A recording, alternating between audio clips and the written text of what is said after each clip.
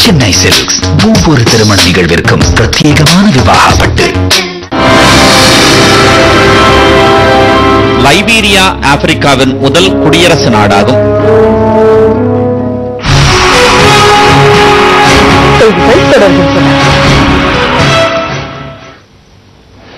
முதலமைச்சர் கலைஞர் மேற்கொண்ட நடவடிக்கையின் பலனாக தமிழகத்தில் போலியோ நோய் முற்றிலும் தடுக்கப்பட்டுள்ளதாக மின்துறை அமைச்சர் ஆற்காடு திரு வீராசாமி தெரிவித்துள்ளார். போலியோ நோயை முற்றிலும் தடுக்கும் வகையில் ரோட்டரி சங்கத்தின் சார்பில் சென்னை மெரினா கடற்கரையில் விழிப்புணர்வு பிரச்சாரம் மேற்கொள்ளப்பட்டது. இந்த விழிப்புணர்வு பிரச்சாரத்தை அமைச்சர் ஆற்காடு திரு வீராசாமி பலூன்களை பறக்கவிட்டு தொடங்கி வைத்தார். அதன் பின்னர் செய்தியாளர்களிடம் பேசிய அவர், தமிழகத்தில் ஒருவருக்கு கூட போலியோ நோய் தாக்கம் இருக்கக்கூடாது என்பதற்காக முதலமைச்சர் கலைஞர் மேற்கொண்ட நடவடிக்கையின் பலனாக தமிழகத்தில் தற்போது போலியோ நோய் ஏதுமில்லை என்று கூறினார். தமிழகத்தை பொறுத்தவரையில் 96ஆம் ஆண்டு முதற்கொண்டே தமிழக முதல்வர் கலைஞர் அவர்கள் இந்த நோய் 1000-ல் ஒருவருக்கு கூட இருக்கக்கூடாது என்று அறிவுரை வழங்கி 2006க்கு பிறகு தமிழ்நாட்டிலே போலியோவால் பாதிக்கப்பட்ட குழந்தைகளே இல்லை என்ற நிலையை உருவாக்கியிருக்கிறோம்.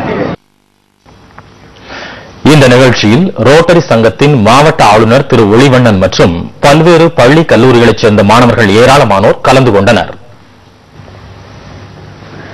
திமுக அரசின் சாதனைகளை விளக்கி தமிழகம் முழுவதும் பிரச்சார பயணம் மேற்கொள்ள திராவிடர் கழக பொதுக்குழு முடிவு செய்துள்ளது. திராவிடர் கழக பொதுக்குழு கூட்டம் வேலூர் மாவட்டம் திருப்பத்தூரில் கட்சியின் செயலவைத் தலைவர் திரு தங்கராசு தலைமையில் நடைபெற்றது. திராவிடர் கழக தலைவர் திரு கி வீரமணி உள்ளிட்ட நிர்வாகிகள் இதில் கலந்து கொண்டனர்.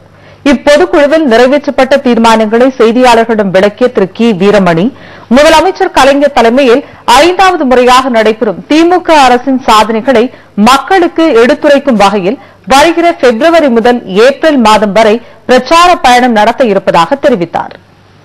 கலைஞர் அவர்களுடைய தலைமையிலான திமுக அரசு சமூக சீர்திருத்தம், சமூக நீதி, பெண்கள் முன்னேற்றம், பொருளாதார வளர்ச்சி, விவசாயிகளின் நலன், தொழிலாளர்கள் நலன், அரசு பணியாளர்கள் பாதுகாப்பு, அடித்தட்டு மக்களுக்கு தேவையான உணவு, உடை, உறையுள், மருத்துவ வசதிகள் உள்ளிட்ட பல துறைகளிலும் சாதனை புரிந்து வருவதால் இந்த திராவிடர் ஆட்சியே மீண்டும் பதவிக்கு வர வேண்டும் என்பதற்கான காரணங்களை விளக்கும் தீவிர பிரச்சாரத்தை 2011 பிப்ரவரி மாதம் முதல் ஏப்ரல் மாதம் வரையில மேற்கொள்வது என்று இப்பொதுக்குழு தீர்மானிக்கிறது.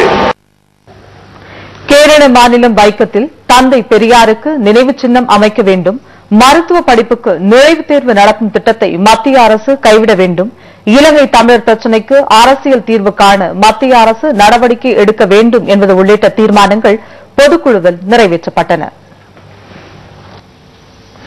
மாமன்னர் மருதுபாண்டிய சகோதரர்களின் 209வது நினைவு தினத்தையொட்டி அவர்களது நினைவிடத்தில் தமிழக அரசு சார்பில் இன்று மாலை அணிவித்து மரியாதை செலுத்தப்பட்டது. சிவகங்கையை ஆண்ட மன்னர்களான மருதுபாண்டியர்கள் ஆங்கிலேய ஆட்சிக்கு எதிராக தென்னிந்திய மன்னர்களை ஒருங்கிணைத்து போர் முழக்கம் எழுப்பினர். இதனால் ஆங்கிலேயர்கள் கடந்த 1801ஆம் ஆண்டு அக்டோபர் 24ஆம் தேதி சிவகங்கை மாவட்டம் திருப்பத்தூரில் மருது சகோதரர்களை தூக்கிலிட்டனர். இவர்களின் 209வது நினைவு தினம் இன்று அனுசரிக்கப்பட்டது. இதையொட்டி திருப்பத்தூரில் உள்ள மருது பாண்டியர்களின் நினைவிடத்தில் உள்ள மருது சகோதரர்களின் சிலைகளுக்கு தமிழக அரசு சார்பில் அறநிலையத்துறை அமைச்சர் திரு கே ஆர் பெரிய கருப்பன், மாவட்ட ஆட்சியர் திரு சம்பத் உள்ளிட்டோர் மாலை அணிவித்து மரியாதை செலுத்தினர். மருது பாண்டியர்கள் தூக்கிலிடப்பட்ட இடமான திருப்பத்தூர் பேருந்து நிலையம் அருகில் உள்ள நினைவு தூணிலும் மலரஞ்சலி செலுத்தப்பட்டது. முன்னதாக மருது பாண்டியர்களின் வாரிசுதாரர்கள் பொங்கலிட்டு வழிபாடு நடத்தினர். நாட்டிலேயே முதன்முறையாக ஆயுதப்படை வீரர்களுக்கான சிறப்பு நீதிமன்றம் நிரந்தரமாக சென்னையில் இன்று தொடங்கப்பட்டுள்ளது. ஓய்வு பெற்ற உயர்நீதிமன்ற நீதிபதிகள் திரு ஆறுமுக பெருமாள் ஆதித்தன் மற்றும் லெப்டினன்ட் ஜெனரல் பட்டாபிராமன் ஆகியோர் இந்த நீதிமன்ற அமர்வை நடத்துகின்றனர். இந்த சிறப்பு நீதிமன்றத்தை தொடங்கி வைத்து பேசிய ஓய்வு பெற்ற உச்சநீதிமன்ற நீதிபதி திரு ஏ கே மாத்தூர், பணியின் போது உயிரிழந்தவர்களின் மனைவியருக்கு 3 மாதத்திற்குள் ஓய்வூதிய தொகை கிடைக்கும்படி வழக்குகளை முடிக்க வேண்டும் என்று கேட்டுக் கொண்டார். மற்ற நாடுகளை ஒப்பிடுகையில் இந்திய நீதித்துறை எவ்வித பாரபட்சமும் இன்றி நடுநிலையோடு செயல்படுவதாக அவர் கூறினார். இதனை மக்கள் பயன்படுத்திக் கொள்ள வேண்டும் என்றும் அவர் கேட்டுக் கொண்டார். And pension matters need really to be taken care, because a soldier who's died on the front, his widow is harping for pension, she is not getting a pension. They have been waiting, they are not illiterate, and actually you can't expect them, so they have been languishing for a very long time. We are, after delivering a judgment within 3 months, we are directing them that they must do it.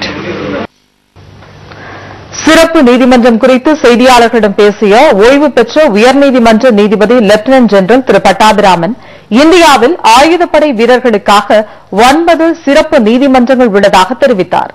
ஆயுதப்படை வீரர்கள் தொடர்பாக சென்னை உயர்நீதிமன்றம், மதுரை கிளை மற்றும் ஆந்திரா உயர்நீதிமன்றத்தில் இருந்த 300 வழக்குகள் சிறப்பு நீதிமன்றத்திற்கு மாற்றப்பட்டுள்ளதாகவும் அவர் கூறினார். ஐக்கிய நாடுகள் சபை தின விழா சேலத்தில் இன்று கொண்டாடப்பட்டது. அம்மாவட்ட ஆட்சியர் பொறுப்பு வகிக்கும் திருமதி கலையரசி தேசிய மற்றும் ஐநா சபை கொடிகளை ஏற்றி வைத்தார். உலக நாடுகளிடையே ஒருங்கிணைப்பு ஏற்படுத்தும் வகையில் ஐக்கிய நாடுகள் சபை கடந்த 1945ஆம் ஆண்டு தொடங்கப்பட்டது. அத்துடன் ஒவ்வொரு ஆண்டும் அக்டோபர் 24ஆம் தேதி ஐக்கிய நாடுகள் சபை தினமாக கொண்டாடப்பட்டு வருகிறது. இதனிடையே ஐநா சபையின் முக்கியத்துவத்தை உணர்த்தும் வகையில் இந்திய தேசிய கொடியுடன் இணைத்து ஐநா கொடியையும் அரசு அலுவலகங்களில் ஏற்ற வேண்டும் என்று மத்திய அரசு ஆணை பிறப்பித்திருந்தது. அதன்படி சேலம் மாவட்ட ஆட்சியர் அலுவலகத்தில் நடைபெற்ற நிகழ்ச்சியில் அம்மாவட்ட ஆட்சியர் பொறுப்பு வகிக்கும் திருமதி கலையரசி தேசிய கொடியுடன் ஐநா சபை கொடியையும் ஏற்றி வைத்தார். அரசு அலுவலர்கள் மற்றும் பொதுமக்களுக்கு இனிப்புகளும் வழங்கப்பட்டன. சட்டமன்ற மேலவை தேர்தல் குறித்து கிராமந்தோறும் தீவிர விழிப்புணர்வு பிரச்சாரத்தில் ஈடுபட இருப்பதாக தமிழ்நாடு ஆசிரியர் முன்னேற்ற சங்கம் முடிவு செய்துள்ளது. தமிழ்நாடு ஆசிரியர் முன்னேற்ற சங்கத்தின் நிர்வாகிகள் ஆலோசனைக் கூட்டம் சேலத்தில் நடைபெற்றது. இந்த கூட்டத்தில் மாநில இணைச் செயலாளர் திரு ஆரோக்கியதாஸ், சேலம் மாவட்ட தலைவர் திரு கோவிந்தன் உட்பட பலர் கலந்து கொண்டனர். இந்த கூட்டத்தில் பல்வேறு தீர்மானங்களும் நிறைவேற்றப்பட்டன. சட்டமன்ற மேலவை தேர்தல் குறித்து பள்ளிகள் தோறும் சென்று ஆசிரியர்களை வாக்காளர் பட்டியலில் சேர்த்திடும் வகையில் வரும் வாரத்தை விழிப்புணர்வு பிரச்சார வாரமாக கடைபிடிக்க உள்ளதாகவும் முடிவெடுக்கப்பட்டுள்ளது. வருகின்ற சட்ட மேலவை தேர்தலில் பட்டதாரி தொகுதி, ஆசிரியர் தொகுதி 2 தொகுதிக்கும் ஒவ்வொரு கிராமமும் ஒவ்வொரு பள்ளியும் சென்று விழிப்புணர்வு பிரச்சாரம், வாக்காளர் பட்டியலில் பெயர் சேர்ப்பதற்கு விழிப்புணர்வு பிரச்சாரம் செய்கிறோம். கடந்த ஆட்சிக் காலத்தில் நியமிக்கப்பட்ட 53,000 ஆசிரியர்களை காலமுறை ஊதியத்தில் பணியாற்றிட ஆணை பிறப்பித்த முதலமைச்சர் கலைஞருக்கு நன்றி தெரிவித்துக் கொள்வதாகவும் அந்த தீர்மானத்தில் குறிப்பிடப்பட்டுள்ளது. அதேபோல திருவாரூரில் நடைபெற்ற தமிழ்நாடு நெடுஞ்சாலைத்துறை சாலை பணியாளர்கள் சங்கத்தின் மாவட்ட பொதுக்குழு கூட்டத்திற்கு பின்னர் செய்தியாளர்களிடம் பேசிய அந்த சங்கத்தின் மாநில தலைவர் திரு சண்முகராஜா, பணி நியமனம் மற்றும் பதவி உயர்வு போன்ற பல்வேறு சலுகைகளை வழங்கி வரும் முதலமைச்சர் கலைஞருக்கு நன்றி தெரிவிக்கும் வகையில் மாவட்டந்தோறும் மாநாடுகள் நடத்த இருப்பதாக கூறினார். 2010 ஒரு 211 சாலை ஆய்வாளர் பணியிடங்களும் 300க்கும் மேற்பட்ட ஊர்தி ஓட்டுநர் பணியிடங்களிலும் சாலை பணியாளர்களுக்கு பதவி உயர்வு வழங்கி நிரப்பிட உத்தரவிட்ட நம்முடைய கலைஞர் அரசுக்கு நன்றி தெரிவிக்கின்ற வகையில் தமிழகத்தினுடைய 31 மாவட்டங்களிலும் நன்றி அறிவிப்பு மாநாட்டினை நடத்திட நாங்கள் முடிவு செய்துள்ளோம். முதலமைச்சர் கலைஞர் பங்கேற்கும் வகையில் சென்னையில் அடுத்த மாதம் மாநாடு நடைபெற இருப்பதாகவும் அவர் தெரிவித்தார்.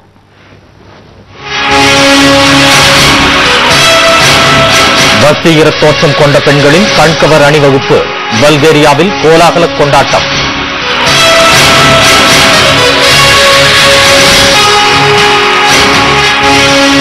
சூதாட்ட தரகர் பெண்ணுடன் சுரேஷ் ரெய்னா பேசிய விவகாரம் தொடர்பு ஏதுமில்லை என பிசிசிஐ திட்டவட்ட மறுப்பு.